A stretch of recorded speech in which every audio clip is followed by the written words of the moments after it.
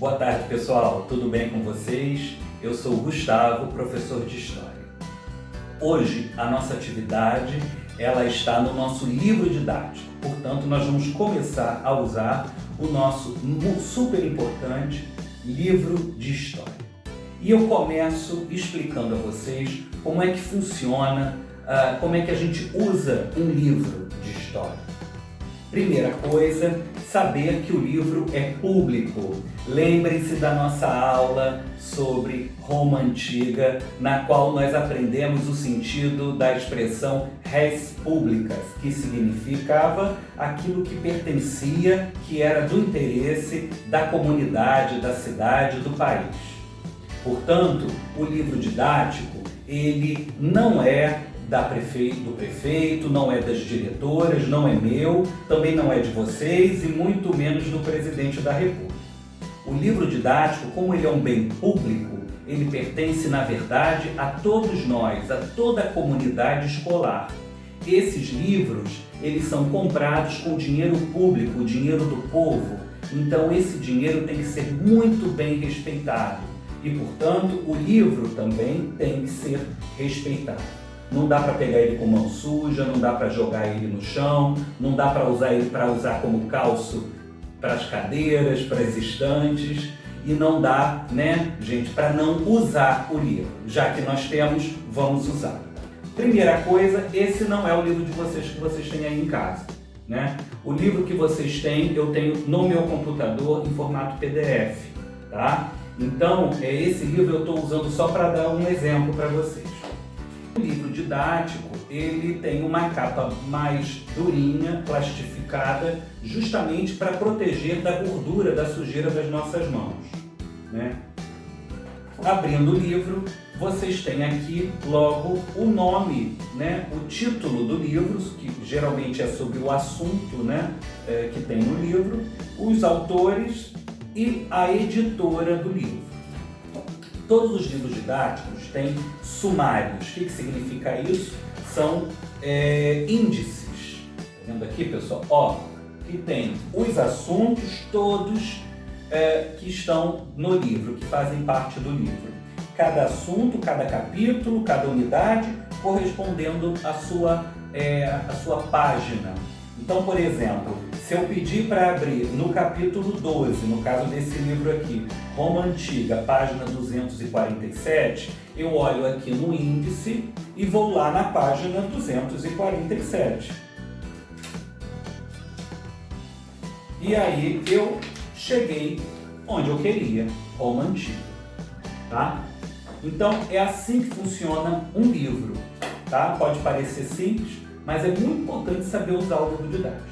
Hoje vocês lerão um pequeno texto que está em duas páginas do nosso livro, a página 176 e a página 177. É um texto ainda sobre Roma Antiga, mas é um texto sobre a cidade de Pompeia.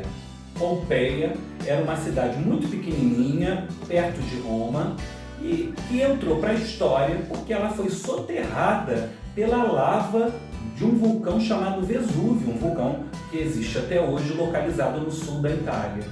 E o Vesúvio entrou em erupção no ano de 79 depois de Cristo. E foi uma catástrofe.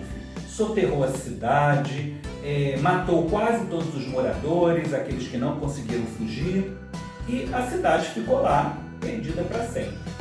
Porém, no século XVIII, alguns arqueólogos começaram a escavar o lugar onde tinha existido a cidade de Pompeia. E daí, eles conseguiram descobrir que quase todos os prédios da cidade, as edificações, os objetos dos moradores, até a forma de corpos humanos, foram encontrados em meio às escavações. Olha que fantástico! Então, a tragédia de Pompeia acabou fazendo com que gerações do futuro pudessem entender melhor a história do povo romano, do antigo povo romano. E do século XVIII até hoje, vários arqueólogos têm ido lá para a Itália, para Pompeia, escavar e conhecer um pouco mais sobre aquela história. Não precisa copiar texto, mas precisa copiar as duas perguntas, letra A e letra B, que estão lá no final da página 177. E as respostas estão no próprio texto do livro. Tá? A letra A eu vou ler para vocês. Com base nos vestígios arqueológicos apresentados nessas páginas, o que é possível saber sobre o cotidiano na cidade de Pompeia? Primeira coisa, temos que lembrar um conceito que nós já estudamos nas últimas aulas: arqueologia. Arqueologia é a ciência que estuda a cultura de povos antigos e até mesmo povos recentes. Só que estuda a cultura por meio dos artefatos que esses povos deixaram para nós. Geralmente esses artefatos estão sob a terra e é preciso fazer escavações. O lugar onde essas escavações ocorrem é chamado de sítio arqueológico. Então, para vocês terem um exemplo, Pompeia acabou virando um grande sítio arqueológico. Então eu quero que vocês leiam o texto e me expliquem quais foram os vestígios arqueológicos encontrados na cidade de Pompeia e como eles nos ajudam a entender como aquele povo vivia. Por exemplo, se encontrou uma ferramenta lá na lava onde era Pompeia, essa ferramenta, dependendo de como ela for, ela pode ajudar a entender como é que aquele povo vivia, né? Como é que eles trabalhavam, por exemplo. Vocês vão ler no texto, vocês vão entender o que eu estou falando. E a letra B, qual é a importância dos estudos arqueológicos que escavaram a cidade de Pompeia? Pensa bem, pessoal, por que foi importante escavar o lugar onde tinha sido a cidade e fazer aquelas descobertas todas? O que mudou, né, nos estudos sobre história da Roma Antiga?